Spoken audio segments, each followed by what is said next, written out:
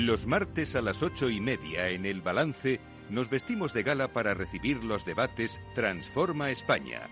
De la mano de Eduardo Serra y moderado por Federico Quevedo, todas las semanas dedicaremos un espacio a reflexionar y debatir sobre aquellos asuntos que contribuyan a transformar el futuro y hacer del nuestro un país mejor.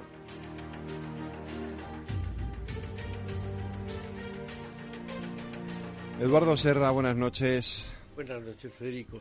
Última entrega de esta temporada de nuestros debates Transforma España. Lo vamos a hacer hablando de un asunto que sin duda, hoy mismo ha sido noticia también en el Consejo de Ministros, ¿no? Es decir, es algo que está permanentemente en la actualidad económica, en la actualidad política, en la actualidad social también, porque es un problema que afecta a mucha gente. Vamos a hablar de vivienda.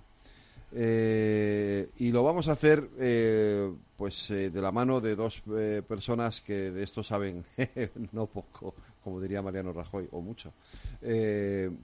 Jorge Pérez de Leza, CEO de Metrobacesa, muy buenas noches. Buenas noches. Encantado de tenerte aquí con nosotros. Y José Ignacio Morales, CEO de Vía Célere, muchas gracias también por acompañarnos. Muy buenas noches. En este especial de Transforma España sobre vivienda. Eduardo, introduce. Sí, como un poco yo les decía ahora que ellos son los que saben, pero yo voy a dejarlo en la introducción. Vamos a ver, como tú has dicho, el problema de la vivienda es un problema capital. Yo me acuerdo que cuando me tocó estar en el sector de la construcción, pues me explicaban que las empresas constructoras hacen las casas, pero hacen las escuelas y hacen los hospitales. Es decir, que es realmente la industria que, en términos generales, da cobijo a la humanidad, a las personas, ¿no? Vaya que es una importancia enorme, pero yo creo que esa importancia aumenta si tenemos en cuenta que lo hablamos muchas veces del cambio, y el cambio quiere decir que ahora los salarios de la juventud, es decir, de la gente que está buscando casa para vivir, en cualquiera que sea el régimen de alquiler o de propiedad, esta gente no tiene sueldos que le permitan adquirir una vivienda. Cuando hace 60 años los jóvenes pues tampoco tenían dinero, ni los sueldos eran elevados para poder adquirir una casa, pero había una enorme ventaja, y es que tú normalmente cuando tenías un trabajo era para muchos años, y entonces el dinero que tú no tenías lo podías obtener a través de una hipoteca, de un banco, de una caja de ahorros, y eso te permitía empezar tu vida. Hoy no se dan esas condiciones, de manera que, como has dicho, es un problema social de primera magnitud. Al ser un problema social de primera magnitud se convierte en un problema político, por eso los políticos se encargan de ello, especialmente en época electoral como la Bueno, sí, suele pasar, hay que esperar a las elecciones para que hagan algo.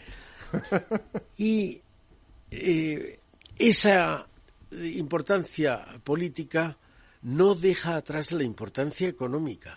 Es un sector que ocupa el 12, el 14% del PIB español, es decir, con el turismo es el sector más importante de la economía. Sí. Y por tanto tiene unas repercusiones en cuanto no solo al crecimiento, en cuanto al empleo de primera magnitud. ¿Y qué nos está pasando últimamente, eso que hablábamos de los cambios? Bueno, yo creo que empezamos este siglo XXI con la llamada burbuja inmobiliaria. España construía en aquellos años más viviendas que Francia, que Alemania y que Inglaterra juntas. Realmente para un país que era el que tenía menos población de los cuatro, ¿no? Y entonces luego pues nos tuvimos que tragar el sector inmobiliario, el sector financiero, y hemos pasado una época larga donde hay escasez de viviendas, ¿no? Yo creo que Esas repercusiones hicieron que la crisis del 2007 se llevara por delante las cajas de ahorro, cosa que yo creo que habría que reflexionar. Las cajas de ahorro son una institución maravillosa que nace en el siglo XVII y que ayuda al segmento más débil de la población a poder sobrellevar sus dificultades. Se encargan los políticos de las cajas de ahorro y les han durado 40 años, ya quitando rarísimas excepciones. Han desaparecido las cajas de ahorro, ¿no? De manera que yo creo que la situación actual es esa situación muy difícil y muy importante. De manera que yo creo que está más que justificado que hablemos de eso. Luego, si quieres, claro que hablamos un poquito del régimen de uso, si alquiler, si propiedad o eso. Pues me gustaría primero escucharos a vosotros, José Ignacio, Jorge, una primera visión más general y luego vamos extendiendo a algunos de los detalles. Jorge. Sí, yo creo que en el hilo de un poco lo que ha comentado Eduardo, a mí me gustaría, en primer lugar, decir que el sector y la industria actualmente no tiene absolutamente nada que ver con el ciclo anterior. Y, de hecho, todavía vivimos con el estigma muchas veces negativo sobre el sector inmobiliario, ¿no? Como un sector que se cargó el país, que se cargó la economía, que se cargó a muchas familias, que al final realmente no tiene nada que ver ahora el sector con lo que era en la época previo a la crisis anterior, ¿no? Un factor, como tú has dicho, el primero es en la producción de viviendas. Antes se producían viviendas nuevas, a lo mejor 500.000, 600.000 al año, ahora estamos en 80.000. Hemos pasado totalmente al polo opuesto, lo que implica que de hecho haya escasez, ¿no? Pero no solo eso también, sino que yo creo que la banca primero está mucho más saneada ahora, y está haciendo los deberes de una manera bastante más diligente a la hora de conceder préstamos promotores o no conceder préstamos, por ejemplo, para la compra del suelo, o conceder préstamos hipotecarios al cliente final de una manera mucho más diligente. A más todavía, yo diría que la gestión de las empresas inmobiliarias se ha profesionalizado mucho, en el sentido que ahora lo que tienes es una capa directiva que al final, como podemos ser Ignacio y yo, Nacho y yo, si me permites, Nacho, que somos profesionales pagados, remunerados y con una serie de objetivos, y que tenemos que manejar la empresa con unos criterios profesionales, ¿no? Y con unos consejos de administración que además cumplen unos estándares de gobernanza que no eran los de antes, ¿no? Por tanto, yo creo que me podría enrollar bastante más, ¿no? Pero yo creo que entraremos más. El sector ha cambiado, es más profesional, está más controlado, está más saneado, y por tanto yo creo que es un sector que además que tiene que afrontar el problema de la vivienda, pero lo vamos a afrontar mucho mejor, yo creo que como se hizo en el ciclo anterior. Yo creo que tienes toda la razón, y eso es predicable del sector de la construcción, del sector financiero, pero en general es predicable de todos los sectores. Yo, que llevo 50 años en la vida profesional, te das cuenta de cómo han cambiado las empresas y de cómo ha cambiado la gestión, la llevanza de las empresas. Y eso es uno de los puntos fuertes que tenemos, yo creo, en el futuro para solventar cualquier problema que vaya llegando, ¿no? Sí, yo al análisis que habéis hecho tanto Eduardo como tú, Jorge, le añadiría otra cosa que tiene que ver con el suelo, ¿no? Todavía es cierto que digamos que hemos digerido en gran medida los excesos de la crisis del pasado ciclo 2007-2008, pero seguimos viendo algunos de los efectos, como es el suelo, ¿no? Precisamente porque había tanto exceso de oferta, las administraciones dejaron de fabricar suelo. Y eso quiere decir que hoy nos estamos encontrando con el principal problema que tenemos, que es que falta suelo en las grandes ciudades, falta suelo en las ciudades de mediano tamaño, ¿no? Y eso es un poco lo que mejor explica la evolución de los precios, porque la vivienda no deja de subir y las perspectivas futuras es que la vivienda siga al alza, ¿no? Como ejemplo, un suelo tarda la administración en ordenarlo de 7 a 12 años. Quiere decir que todavía hoy En el mejor de los casos. En el mejor de los casos, eso con cierta celeridad y diligencia. Todavía hoy estaríamos sufriendo, digamos, las consecuencias, o hoy tendríamos como suelo finalista el suelo que se empezó a ordenar casi en los años de la crisis. Como no había necesidad entonces, la Administración dejó de fabricar suelo y hoy día tenemos a las grandes ciudades con una carestía de suelo absolutamente brutal, ¿no? Y ese es uno de los grandes problemas con los que nos encontramos en el día a día, ¿no? Que mejor explican probablemente la situación actual del sector. Si combinas carestía de suelo con, digamos, el efecto demográfico, aquí todo lo explica en el fondo el movimiento de población, las ciudades grandes cada vez atraen más gente a vivir en ellas, la famosa expresión esta de la España vaciada, eso nosotros en vivienda lo notamos muchísimo, y eso lo que hace es que, claro, cada vez más gente se concentra en las grandes ciudades donde cada vez hay menos suelo, con lo cual es otra vuelta de tuerca de presión adicional a la demanda. Sí, yo creo que hemos hablado de la gestión económica y de la gestión política. A mí me da la impresión de que, como este es un sector cíclico, que pasas del exceso de la abundancia a la escasez, y la administración, el sector público, funciona tan despacio, pues te coge con el pie cambiado. Eso que cuentas, yo recuerdo que hubo algún intento de liberalizar el suelo en grandes cantidades. Si tú liberalizas y todo el mundo puede construir, va a bajar el precio del suelo. Y sin embargo estamos en la dinámica contraria de escatimar el suelo libre. Yo añadiría además, Eduardo, que los ciclos, no solo el inmobiliario, incluso el ciclo económico, pues antes se hablaba siempre de ciclos, ¿no?, de a lo mejor de 6-8 años. Yo ahora a mi equipo le hablo de ciclos de 6 meses.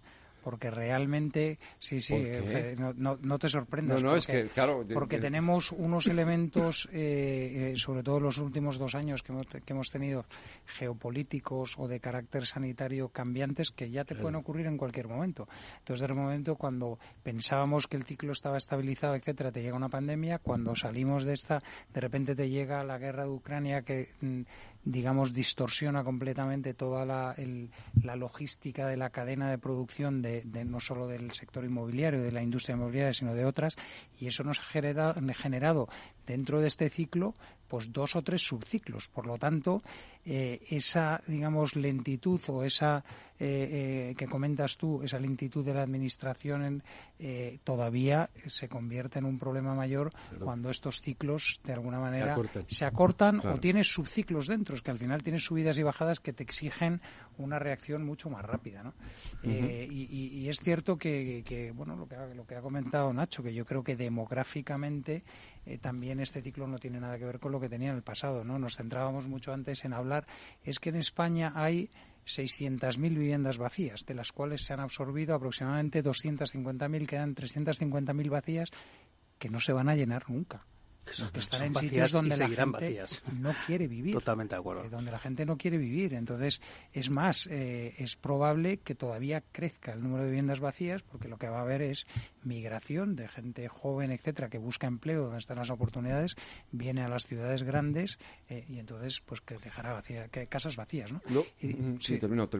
No, y dicho eso, lo que diría también, que comparado a lo mejor a hace 4 o 5 años, lo que tenemos en España ahora es una creación neta de hogares todos los años de 120.000. Entonces nos enfrentamos desde hace 5 años o más y venimos de una época que desde el año 2010 en España se han producido viviendas nuevas, hemos tenido 10.000, 20.000, 30.000. En los últimos 4 años hemos producido 80.000, pero cada año desde los últimos 5 o 6 hacían falta 120.000, con lo cual ese déficit va en aumento de viviendas nuevas, ¿no? Y no nos movemos. Esto último que me estás diciendo me recuerda que hace poco lo comentaba con Meli, a la que conocéis los dos, porque es la que lleva. De hecho, la había invitado hoy a estar aquí, pero porque por cuestiones familiares no ha podido venir, ¿no? Pero le había dicho, oye, yo creo que tienes que estar tú hoy aquí con ellos, porque ella es la que sabe realmente de esto mucho más que yo, desde luego me da 1000 vueltas.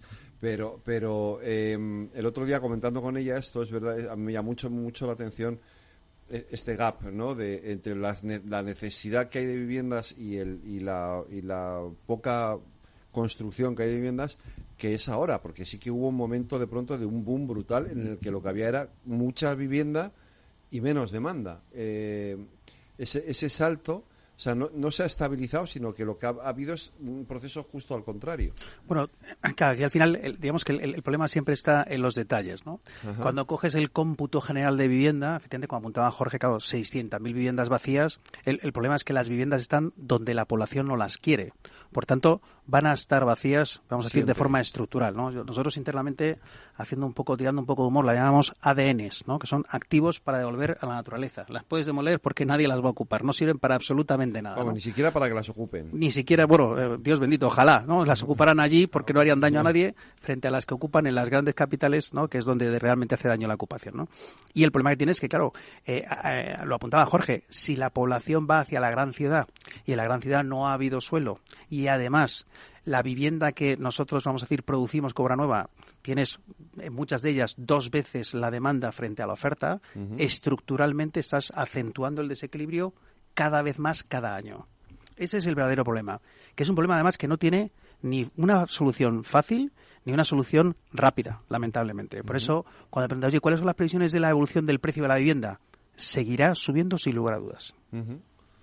Y además yo creo, efectivamente, que lo hemos comentado al principio, yo creo que un alcalde de una gran ciudad o un presidente de una comunidad autónoma lo que tiene que hacer es gestionar de alguna manera el ámbito que tiene, ¿no? Entonces, si tú tienes una estrategia de, por ejemplo, creación de empleo, que es, yo creo que cualquier alcalde o cualquier presidente de una comunidad quiere tener una estrategia de actividad económica, creación de empleo y tal, ¿vale? Tienes que pensar dónde vas a traer talento, dónde alojo a ese talento. Entonces yo siempre, cuando hablo con un político, le digo, ¿cuál es tu estrategia de vivienda para atraer ese talento?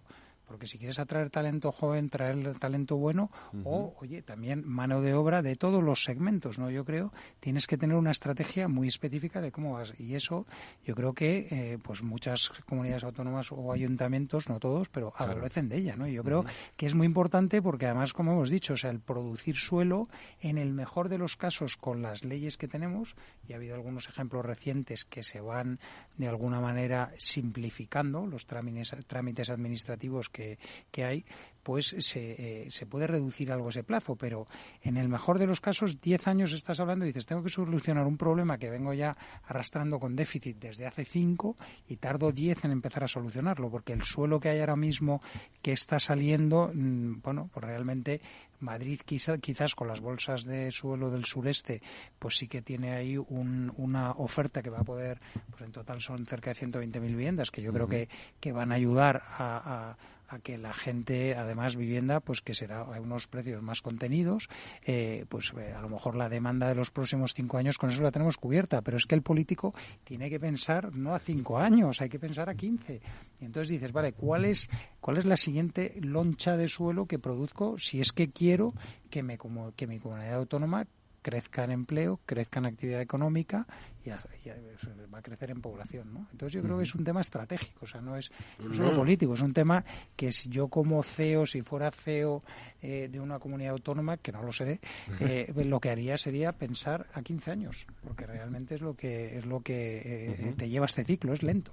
Nosotros en la Fundación hemos estado intentando hacer un programa que se llamara Work from Spain, es decir, este es un país que todo el mundo lo criticamos, pero al final todo el mundo reconocemos que es donde mejor se vive del mundo, uno de los países donde mejor se vive del mundo, y intentábamos decir, oiga, está bien que recojamos a inmigrantes, desde luego, pero está mejor que traigamos talento a España. Entonces, ¿cómo podemos conseguir que señores que trabajan para una empresa holandesa en Suecia, pues convencerle para que se viniera a España? Bueno, pues uno de los problemas es de la vivienda, donde la tiene, qué condiciones. Hay otros problemas, no es el único, pero el problema fiscal, pues es un problema serio. Pero si te puedo interrumpir ahí, Eduardo, claro, fíjate, por Dios. Que has mencionado un ejemplo buenísimo, porque yo creo, no sé si puedo mencionar alguna ciudad que hace bien los deberes, sí, claro. Es Málaga. Entonces, Málaga tienes un alcalde, Paco de la Torre, que Paco de la Torre es un alcalde que lleva pensando estratégicamente y ha conseguido que, por ejemplo, oye, nosotros lo vemos como promotores que hacemos vivienda, primera residencia, segunda residencia, etcétera, y él ha conseguido el tener una oferta de vivienda en segmentos altos, medios, bajos, para el poder atraer al talento internacional que trabaja desde aquí, a lo mejor, pues oye, media semana aquí y media semana en Holanda, pero también el español que tiene teletrabajo, que puede venir, etcétera, y ha conseguido, oye, una política de oferta de suelo y de producción de vivienda que está funcionando mejor que en otros sitios, y a su vez de infraestructura, porque luego también pues esa gente tiene que llegar, tiene que haber infraestructura de aviones, tiene que haber, por lo tanto, al final es un poco, la vivienda es una parte de esa estrategia de decir, oye, yo creo que mi ciudad funcione, pues la tengo. Es una estrategia y una combinación de factores, Eduardo. Yo creo que tenemos elementos absolutamente únicos que, combinados además como los tenemos combinados, hacen de España un país fantástico para atraer ese talento. Además, un talento de alto poder adquisitivo, de generación de empleo a su vez, ¿no? Piensas en un país que tiene un sistema sanitario como el nuestro. Te gustará más o te gusta menos, pero cuando lo comparas y haces benchmark con el resto del mundo, es uno que funciona francamente muy bien, ¿no? Tienes una infraestructura de telecomunicaciones, que es una cosa que poca gente sabe, bastante única. De tal forma que eso es absolutamente relevante. Las mejores del mundo, sin lugar a dudas. Exactamente. Además, empiezas a sumar kilómetros de fibra y la gente debería saber que tenemos más fibra que Alemania, Francia e Inglaterra juntos. Pero no, además, con una ventaja muy grande. Italia y Portugal. Y además es que la fibra tiene otra ventaja muy grande. Como decía, es que cuando alguien va a trabajar desde casa, la fibra llega hasta tu casa. Mientras que en Alemania llega hasta la puerta del edificio y luego del edificio hasta tu casa es par cobre, con lo cual hay que reducir mucho, digamos, el ancho de banda se te reduce mucho y por tanto puedes trabajar con más dificultad, ¿no? Yo siempre cuento la anécdota que en mitad de la pandemia Netflix tuvo que reducir la calidad de la señal a prácticamente todos los países del continente europeo, a todos menos a uno, a España, que la infraestructura, el ancho de banda permitía seguir emitiendo con la calidad 4K como si no hubiera pasado absolutamente nada cuando todos estábamos conectados en casa, ¿no? Pero a eso le sumas una climatología bastante única.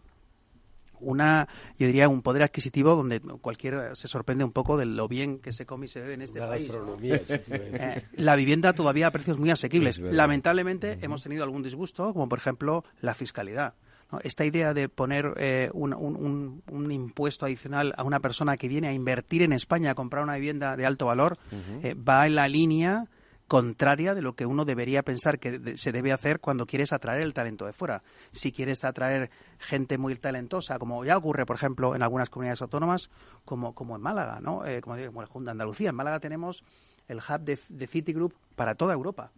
Tenemos centros de alta tecnología de Google. Tenemos, en mi caso tengo alguna promoción prácticamente ocupada toda por ingenieros de GE, de General Electric, que la única restricción que le ponen es vivir a no más de 1 hora y media de un aeropuerto internacional. Claro. Y han llegado en masa y prácticamente han adquirido la totalidad de una promoción, ¿no? Eso ocurre en Mijas, ¿no? Digo que hay ejemplos fantásticos de cosas muy bien hechas. Y además, o sea, lo que no se puede es soplar y sorber. O sea, si lo que quieres es actividad económica, generación de empleo y, por tanto, atraer gente, tienes lo que no puedes es restringir el mercado de la vivienda, ¿no? Entonces, yo creo que, la política de cómo trabajo la política de la vivienda, restrinjo o, digamos, que la fomento. Y, ojo, yo creo, y esa es una nueva diferencia, de nuevo, los promotores y el sector en general no hablamos de fomento con aquí libertad total o libertinaje, por decirlo de alguna manera, y recalificación de suelos y tal. No estamos hablando de eso, ¿eh? Estamos hablando de, una estrategia. Si yo quiero atraer X miles de ciudadanos a mi ciudad, a mi comunidad autónoma en los próximos años, pues voy a producir suelo para esa estrategia que me he puesto, ¿no? Y eso con restricciones, en mi opinión, lo que haces es totalmente lo contrario, que restringir todavía más, que al final, pues podemos hablar tanto de la compra como del alquiler, pero al final restringir mucho el alquiler, pues lo que te lleva al final es que el parque de viviendas, y además ha ocurrido en otros países de Europa, que se restringe el parque de viviendas en alquiler y lo único que consigues al final es que los propietarios saquen más vivienda porque no tienen seguridad jurídica, y al final lo que acaba ocurriendo es que hay menos vivienda y más caro. Sí, yo creo que eso debería ser una lección que se pusiera todas las semanas, que es decir, cuando usted quiere gobernar para una parte de la población y no para toda, usted se está equivocando. Ahora, por fortuna, se vuelve a hablar de consenso y de acuerdos y de pactos. Bueno, pero estamos viendo en los últimos años cómo esta gobernación para solo una parte, que es la buena y los otros son los malos, da los resultados opuestos a los pretendidos. Es decir, es que, aparte de que es una mala intención gobernar en contra de una parte de la población, es que además los efectos son perniciosos. Son torpes, pero es que además se equivocan. El problema es que los efectos de la ley de vivienda todavía no los estamos viendo. Bueno, fíjate, de hecho, tenemos... no está todavía ni siquiera en vigor. Hemos tenido un capítulo anticipado que es un poco la regulación urbanística de Barcelona. Sí. Barcelona decidió ponerse de espaldas al sector y es el sitio donde más ha subido la vivienda en compraventa y más ha subido la vivienda en alquiler. Entonces, claro, al final, si tú no pones... Si aquí nadie está pidiendo que se regale, como dice Jorge, que se libere, que no, que es sencillamente que se deje trabajar. Entonces, cuando todo son trabas administrativas, trabas burocráticas, trabas urbanísticas, el sector dice, oye, yo soy libre de trabajar aquí o allí. Pues si aquí me pones problemas, me voy a trabajar allí, porque allí también hay mucha demanda y allí también puedo hacer negocios, ¿no? Ahora, vamos a irnos un momento a la publi, Jorge, y también te doy la palabra a la vuelta, y entramos un poquito más a fondo en esa ley de vivienda y sobre todo en qué podemos hacer para empezar a ver cómo solucionamos esto. Un segundito, no se me vayan, por favor.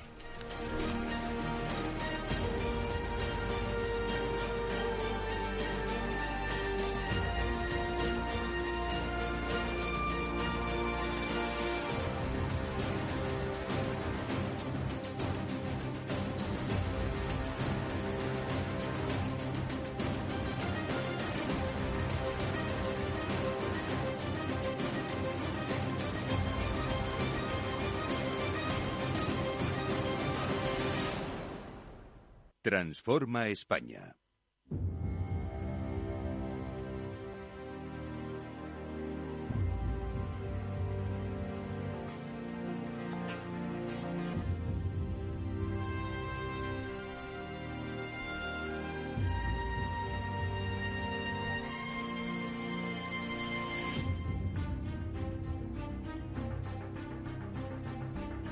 No, Jorge, tenías tú la palabra. Te había dicho... Ahora a la vuelta te doy a ti la palabra. Perfecto. Pues entonces no voy a rechazar el guante. Bueno, yo creo que la ley de la vivienda, o sea, tiene un poco por intentar simplificar, tiene dos bloques grandes, que uno es quizás suelo y la otra parte es la regulación, sobre todo la parte de alquileres. ¿Vale? Y dentro de los alquileres, que yo creo que podemos empezar por esta, ¿no? Quizás la parte de los alquileres, dentro de los alquileres habría como dos subbloques, ¿no? La primera parte es regulación clara del precio del alquiler y otra parte después sería ya más específicamente hablando pues de aspectos contractuales y de qué ocurre si hay incumplimiento contractual, ¿no? Básicamente si dejo de pagar pues me quedo en la vivienda, y qué pasa si me quedo en la vivienda, básicamente, ¿no? Yo creo que hablando de la primera parte, que es la regulación de los precios, pues bueno, es una ley que en nuestra opinión pues es restrictiva, ¿no? Y al final, vamos, no nuestra opinión, es una ley que es restrictiva. Nuestra opinión es que eso lo que hace es que vaya a disminuir la oferta, el número de viviendas que se ponen en el parque, ¿no? Porque al final lo que hace es, yo creo que ya pasada la época de la pandemia, etcétera, o sea que esto ya lo hemos dejado, entonces lo que hace es poner una limitación a la subida en lo que se llaman zonas tensionadas, que son aquellas zonas donde realmente hay una escasez de vivienda y por tanto unos precios de la vivienda alta, ¿no? Creo que es una medida cortoplacista que lo que puede intentar es inmediatamente limitar que efectivamente los contratos que están en vigor que el año que viene no suban, pero adolece el que al final no creamos viviendas nuevas, no podemos viviendas nuevas en el parque y qué mejor regulación el que si hay una demanda para 10 viviendas, pues que haya 12 en el mercado. Entonces yo te puedo asegurar que el precio baja. Sí, yo creo que aquí no hay que fichar a grandes consultores ni grandes mentes privilegiadas para decirte cuáles son las recetas. Las recetas son dos. Una es, si quieres que y aplica tanto para la compraventa como para el alquiler, ¿no? Si quieres que bajen los alquileres, aumenta la oferta. Claro. Y aumenta la seguridad jurídica. Son dos pilares muy sencillitos, ¿no? Aumenta la oferta, todo lo que sean medidas que pongan limitaciones a lo que el propietario puede hacer con su vivienda, van en contra de aumentar la oferta, porque en el fondo tenemos que ser muy conscientes de que en este país es un país de propietarios, ¿no? El 92% de las viviendas que se alquilan hoy día son propiedad de las familias. Por tanto, toda esa idea del fondo buitre y tal está muy bien para rellenar a titulares y hacer un poco eslóganes, pero la realidad es que eso no es así. El 92% son familias que tienen sus ahorros, los ahorros de toda su vida, metido en una vivienda que alquilan como complemento a sus pensiones, complemento a sus ingresos, ¿no? Por lo tanto, todo lo que sea perjudicar a ese pequeño ahorrador se está perjudicando, vamos a decir, al 92% de esos propietarios, ¿no? Como decía Jorge, si vas a poner restricciones, vas a poner topes a los alquileres, todo eso, oye, deja que el mercado se ajuste. Si el mercado funciona francamente muy bien, el mercado de la vivienda funciona francamente muy bien, ¿no?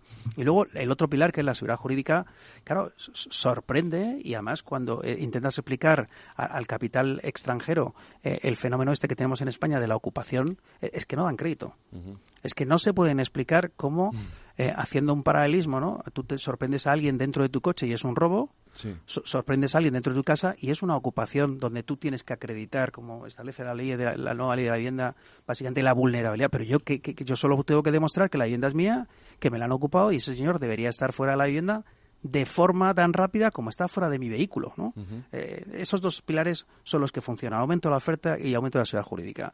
Y mientras estemos tomando decisiones en un sentido que perjudiquen estos dos pilares, la vivienda no se abaratará, uh-huh, ni en alquiler ni en compraventa. Y además yo creo que has mencionado que efectivamente hay como dos fuentes o dos tipos de propietarios para esa vivienda en alquiler, ¿no? El primero, digo, para nuevas que se pusieran en el parque, ¿no? Porque a día de hoy efectivamente el 92%, como has mencionado, está en manos de familias y propietarios que tienen una o dos viviendas, ¿no?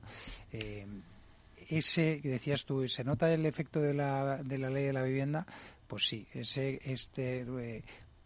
pequeños propietarios que nosotros teníamos suponen un porcentaje de la vivienda nueva que vendemos, que la compran porque tienen ahorros, pueden acceder a una hipoteca y dicen, oye, pues para protegerme de la inflación voy a comprarme una casa, la voy a poner en alquiler. Ahora se lo piensan mucho más. Claro. Se lo piensan mucho más porque dicen, oye, pero si ya no voy a poder el subirla, va a haber aquí una prórroga forzosa automática cuando alguien, oye, voy a estar yo aquí de alguna manera limitado y tal, pues prefiero invertir el capital en otro lado, ¿no? Y luego el fondo de capital internacional o nacional, o sea, está muy demonizado y yo creo que no lo debería estar. Al final, si vemos el parque de viviendas grande que hay de alquiler en otros países europeos, y nosotros somos europeos también, está en manos de fondos internacionales que, por cierto, lo que hacen es dinamizar ese parque de viviendas. Y profesionalizarlo, es lo que iba a decir. O sea, que tienes viviendas que cada vez que se agota un alquiler, se pintan, se renuevan y están nuevas otra vez para que tú llegues a una ciudad y que no sea un drama alquilar, ¿no? Algo de todo esto ha debido de ver hoy el gobierno, porque hoy ha levantado parte de la restricción, ¿no? De la prórroga, sobre todo. Claro. Han dicho, bueno, a lo mejor esto está empezando a tener algún efecto negativo. También costaba sostener jurídicamente el hecho de que la prórroga, digamos, que tenía su origen en la pandemia, en estas circunstancias, se le diera otra prórroga, otra patada para adelante, ¿no? Parecía difícil de argumentar jurídicamente, ¿no? Pero es un ejemplo más de demonizar a una parte de la población, a los fondos. Pero mire usted, los fondos a usted le parecen muy malos, pero los fondos, el fondo de pensiones de las viudas escocesas, dígame usted quién es el ricachón. Habrá unos señores que manejen muchísimo dinero, que son los gestores del fondo, pero los beneficiarios últimos pues son las viudas escocesas. Totalmente. Es que eso Eduardo, efectivamente, o sea, yo creo que lo que demuestra es poco conocimiento de la industria financiera, ¿no? O sea, ¿quiénes son los partícipes de esos fondos? Si es que son ahorradores, claro. Si es que son colectivos trabajadores. Hablamos de los profesores, los bomberos, los de distintos países. Pero el razonamiento es muy simple. Usted quiere que se produzcan más viviendas, fomente el que la gente invierta en viviendas. Pero si usted le dice que si se queda ahí de ocupa, él no puede hacer nada, que se ponen topes a los alquileres, que se ponen topes a los incrementos de los alquileres, que se le ponen dificultades, ¿qué va a pasar? Es evidente, se van a ir a otro sector donde no le estén poniendo y además, esas dificultades. Con cambios continuos. Eso además. Porque eso es cuando, digamos que puede haber una ley aprobada y dices, esto te gusta o no te gusta, pero es estable, digamos, o sea, sabes, pero es que cambia, de repente te cambian las reglas del juego y eso al capital internacional lo entiende muy mal. Sí, muy mal, Entonces, pues oye, al final esa es la seguridad jurídica que hablamos, y decir, una ley te puede gustar o no, pero lo que no puede ser es que esté cambiando continuamente, porque entonces... Lo que está pasando ahora, no es tema de la vivienda, pero con lo que hubo, la política que hubo con las primas a la energía fotovoltaica, que luego no se pudo pagar lo que se prometió, y ahora España es el país número 1 del mundo en impagos internacionales. Oiga, eso es el ejemplo de lo que no debe ser la seguridad jurídica. Ni la marca España, por cierto. Sí, con esto de la vivienda nos decían unos inversores, está haciendo rondas de contacto con inversores, lo hacemos recurrentemente en Londres hace 2 semanas, nos decían, la nueva de la vivienda introduce el peor de los escenarios posibles, ¿no? Y le pregunté un poco por qué, porque no acaba de entender. Digo, oye, hay otros países que tienen, vamos a decir, tope a las rentas. Topes al alquiler. Al alquiler. Y decía, sí, pero el problema que tiene es que la ley lo que establece es un escenario de incertidumbre absoluto donde no se sabe cuál es el tope. O sea, cómo funcionan los fondos y los comités de inversiones, ¿no? Al final tiene un analista que tiene que preparar un plan de negocio que tiene que decir, oye, invertir en vivienda en alquiler en España da un 3,5%, un 4%. Y eso yo no lo puedo hacer. ¿Por qué? Porque como el tope a la renta depende de que la comunidad designe, ayuntamiento designe zona tensionada, y en base a eso se va a fijar un índice que nadie conoce todavía, pero que es un índice a futuro que no está elaborado y sino está pendiente de elaborar, ¿qué le ocurre al analista? Que no sabe qué poner como hipótesis de tope a las rentas. Y por eso decían ellos, es el peor de los escenarios, que es el escenario de la incertidumbre. Claro. Es preferible poner un 2, un 3, un 4, lo que se decida, que dejarlo abierto a una serie de decisiones futuras que nadie conoce. Has dicho una cosa que me parece muy interesante. Es decir, otros países tienen tope al alquiler también. En sí mismo no es malo, o es decir, en determinadas circunstancias, porque hay un hecho que es evidente, y es que tengo hijos en edad de quererse independizar y es que no pueden, porque no les llega Totalmente. Es imposible, no pueden. Claro, es que hay países que llevan haciendo los deberes mucho tiempo. Es que te encuentras con países como Austria, que tiene 1 millón de viviendas sociales que son propiedad del Estado. Sí. Claro, 1 millón de viviendas no se construye de un día para otro. Llevas más de un siglo construyendo parque público de vivienda. Vale. Que estaríamos encantados. Es que esto de asociar las promotoras del sector inmobiliario como algo, vamos a decir, contrapuesto a la vivienda social... Esta es la parte que me parece más importante. Esto es absurdo. Nosotros estamos encantados de hacer, si nos dedicamos a hacer vivienda de protección pública. Si es que Jorge y yo, por ejemplo, mencionando un poco el ejemplo este de los suelos que apuntaba Jorge antes en el sudeste de Madrid, si es que el 40% de todo el suelo que tenemos allí es para vivienda con protección pública, si es que es parte de nuestro negocio, y estamos encantados de hacerlo, ¿no? ¿Qué ocurre? Que esa vivienda de protección pública, casi una fuente de ahorro histórica para las familias, pues en unos países, digamos, la propiedad la retenía el Estado y en otros no. Entonces, cuando viene esta situación actual y se dice, oye, ¿qué parque de vivienda pública tengo? No tengo nada. No tengo nada, prácticamente no tiene nada. Ahí la ley, en esa primera parte o pata que mencionaba, que trata sobre el suelo, pues es cierto que ahí menciona que en cualquier nuevo desarrollo urbanístico tiene que haber un 40% de vivienda de protección. Y la realidad es que hay muchos ámbitos ya que vienen del pasado que tienen el 50%. O sea, que eso realmente suena muy bien. Oye, y es verdad que algunos no lo cumplen, pero en Madrid, por ejemplo, todos los desarrollos del sureste están cerca del 50%. Lo que nosotros ahí creo que... Y oye, estamos de acuerdo. O sea, que yo creo que hay que hacer vivienda libre y hay que hacer, porque mucha gente compra vivienda libre también, y hay que hacer vivienda asequible y vivienda de protección pública. Lo cierto es, sin embargo, que hay muchísimos municipios que tienen suelo ya planificado y aprobado de protección que no se construye. ¿Por qué? Porque luego los ayuntamientos o las comunidades tienen que aprobar unos módulos de precio máximo que no se actualizan. Entonces, ¿qué ocurre? Que el precio de construcción sube y automáticamente dices, bueno, tengo un suelo, pero no puedo construir porque me cuesta, con el suelo valor cero, me cuesta más la construcción que lo puedo vender. Entonces, directamente lo que se hace es que no se construye. Entonces, en eso yo pediría también agilidad y de hecho, en ciertas comunidades o ciertos ayuntamientos recientemente se ha aumentado o se han revisado los módulos de vivienda de protección básica o la libre, y al alza, y eso nos ha permitido tener margen. Pues tienes menos margen que la vivienda libre, no pasa nada, ya lo sabemos, y se empieza a construir. Ahora bien, si eso nos olvidamos 5 años, pues en 2 o 3 habrá cambiado otra vez el coste de construcción y ya no estaremos haciendo nada, con lo cual esa agilidad que mencionábamos antes en la revisión de los módulos de vivienda de protección tiene que funcionar, porque si no, oiga, puede usted poner 70% de ponga lo que le dé la gana, pero que si no luego no revisa el módulo, pues realmente no se va a producir, ¿no? No solo eso también, sino la agilidad. O sea, al final el suelo, lo que tenemos es en la agilidad de la transformación de suelo y luego en la concesión de licencias. Yo ayer estaba en un foro económico hablando de esto y digo, no puede ser que haya ayuntamientos donde una licencia tarde, yo no sé si tiene que tardar 3, 4, 5 o 6, lo que más de eso ya me empieza a parecer mucho tiempo, pero lo que no puede ser es que haya ayuntamientos donde tardemos 4 meses y haya ayuntamientos donde tardemos 4 años. Digo, eso no puede, que entonces, ¿cómo nuevamente me pongo en la cabeza de un alcalde? Yo quiero, presidente de una comunidad autónoma, yo quiero producir, quiero atraer talento, quiero generar empleo, quiero generar actividad económica, por ende tengo que generar vivienda.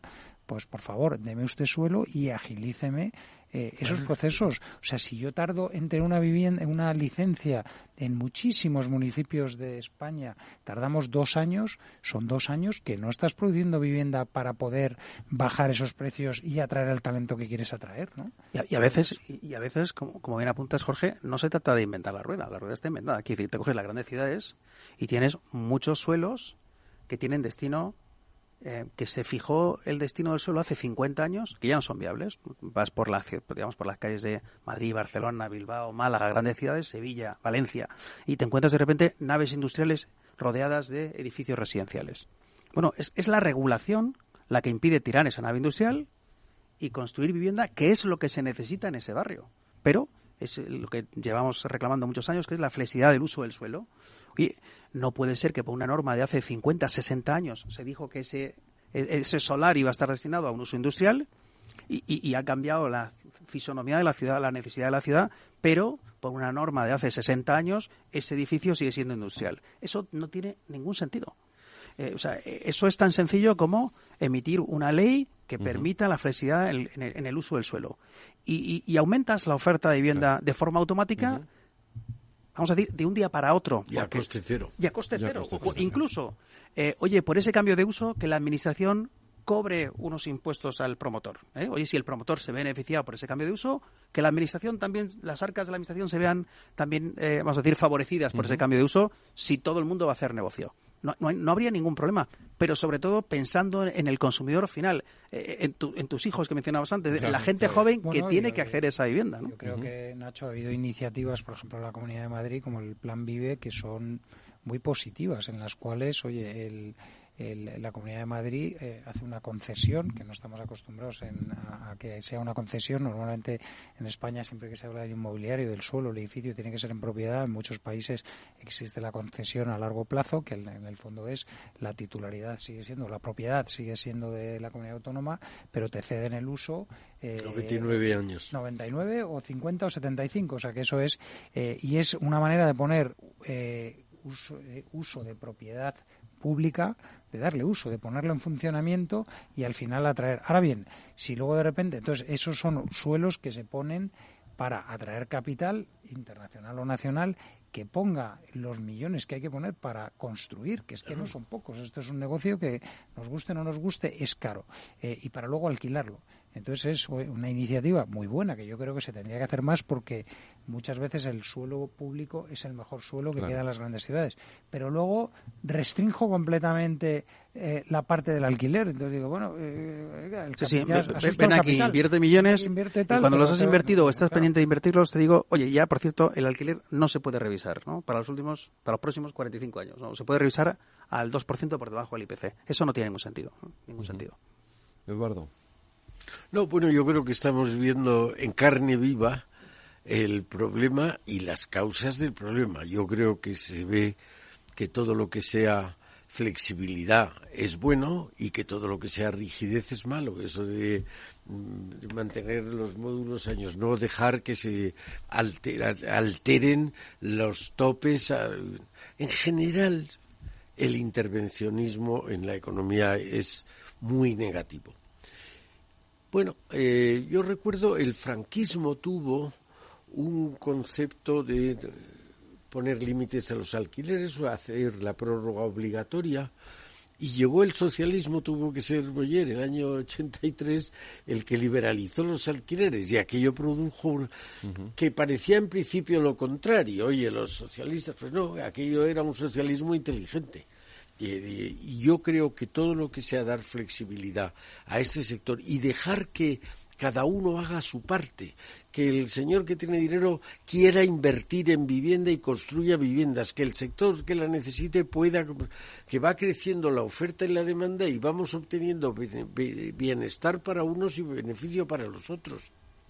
¿Por qué no? Sobre todo en un país que tiene el problema de salarios, como empezabas tú apuntándolo al principio, ¿no?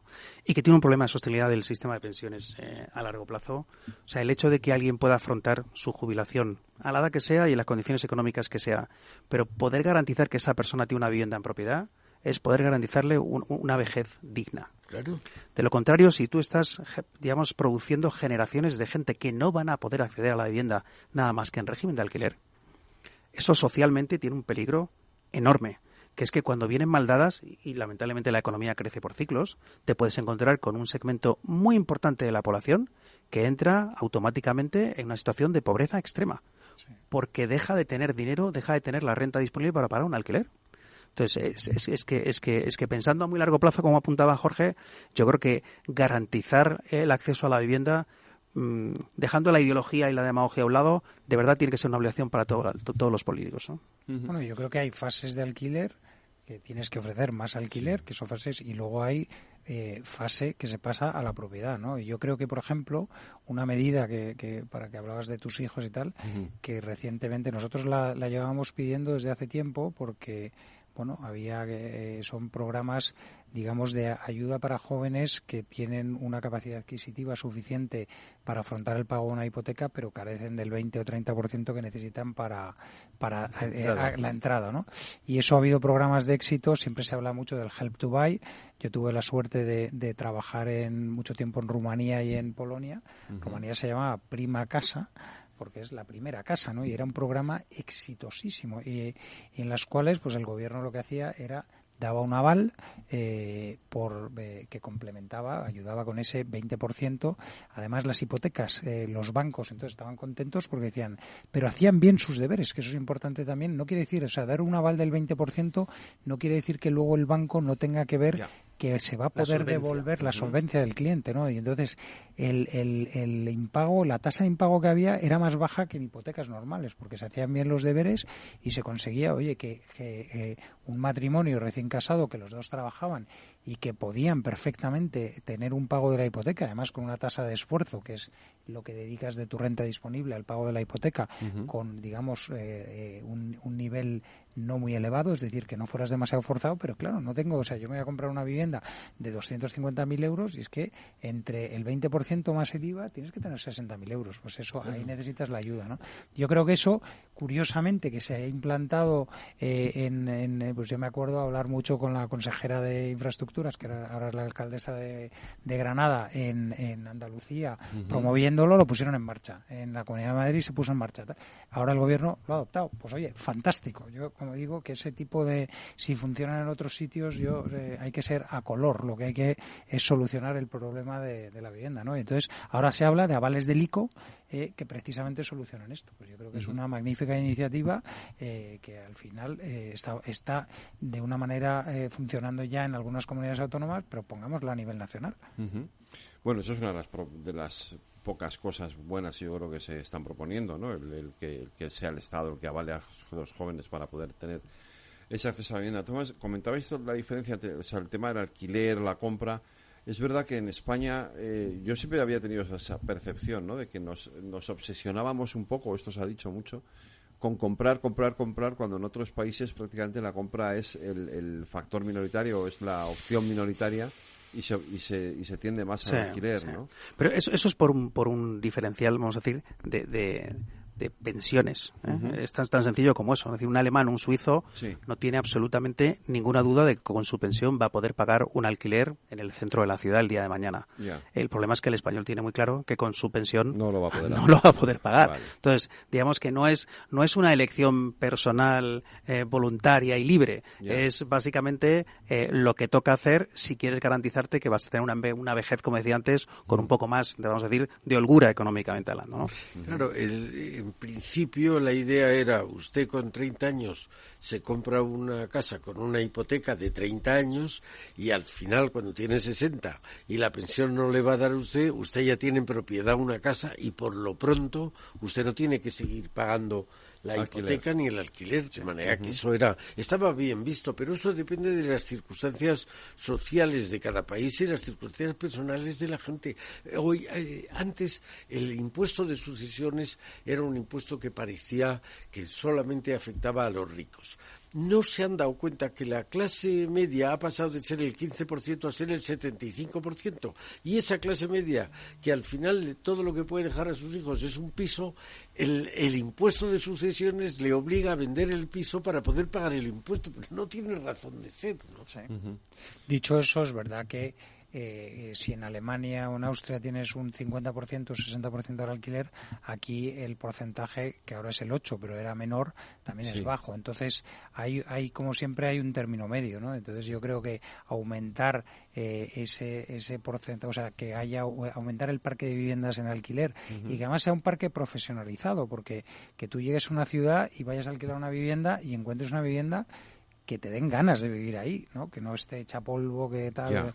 Bueno, y eso tiene que funcionar. Entonces es un mix. Yo creo que al final, como todo, tiene que haber un poco de alquiler, tiene que haber propiedad, tiene que haber diferentes segmentos y tal. Entonces hay que dedicarle tiempo y cariño, yo creo, que a diseñar esa estrategia como parte, repito, al final de lo que es la estrategia de que yo tengo para mi ciudad o mi comunidad de largo plazo. O sea, también la gente joven puede pensar en un mandato de 4 años. Aquí hay que tener visión amplia y empezar a diseñarlo. Es que si no en 4 años estamos todavía en la primera fase de producción del suelo. Es que claro, si empezáramos desde cero y no hubiera ningún suelo finalista, estaríamos hablando que la primera vivienda a lo mejor la entregamos en 15 años. Entonces, óigame, pues yo tengo que pensar a 15 años vista. Es que esa es la realidad.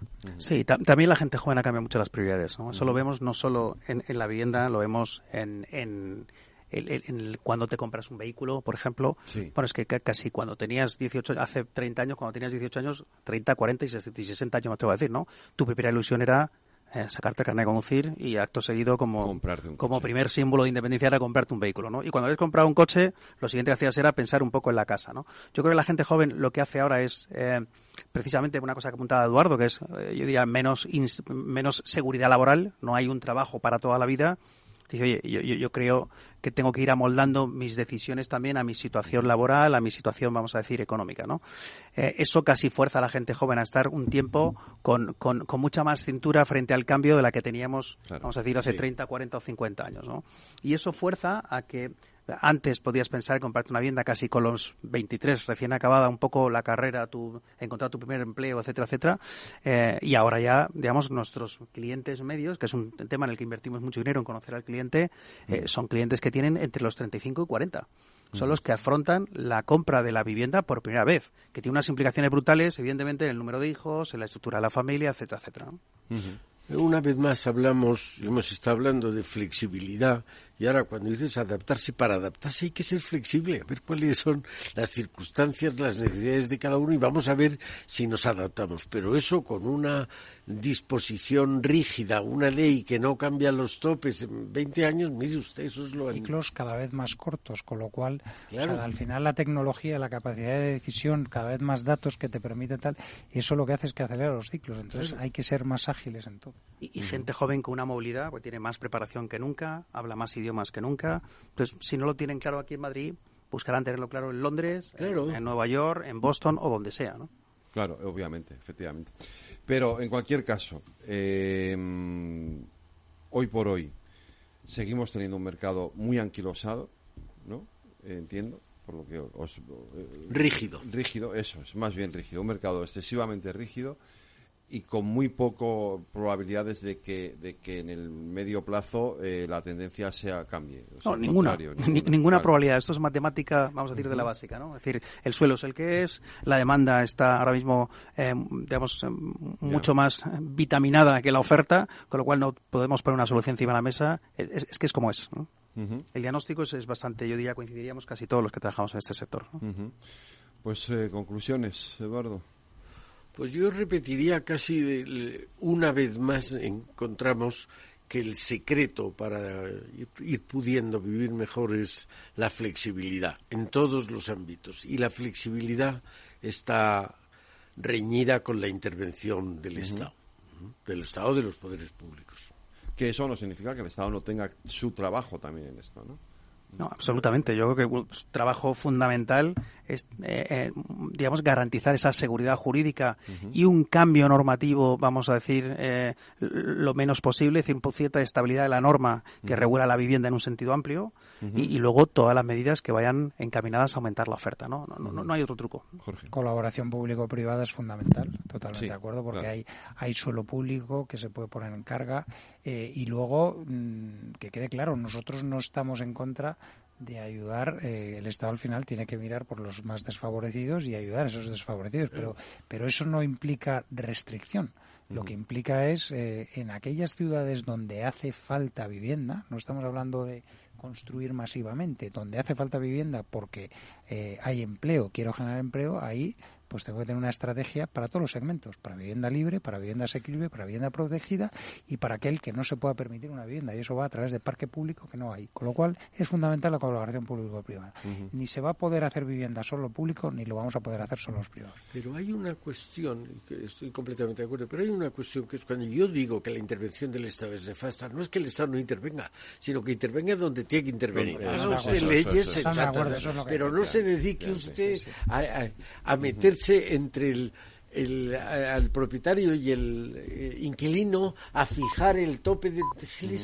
Eso no funciona. Pues Jorge Pérez de Leza, José Ignacio Morales, Nacho, gracias a los dos por habernos acompañado en este último programa de esta temporada de Transforma España. Os cuento que se ha muerto la actriz Carmen Sevilla a los 92 años. Es la noticia última hora que tenemos en estos momentos, así que descanse en paz. Porque ha sido una grande de la escena y de española, sin lugar a dudas. Y nada, nos vemos a la vuelta al verano. A la vuelta al verano. Muchas gracias. Muchas gracias.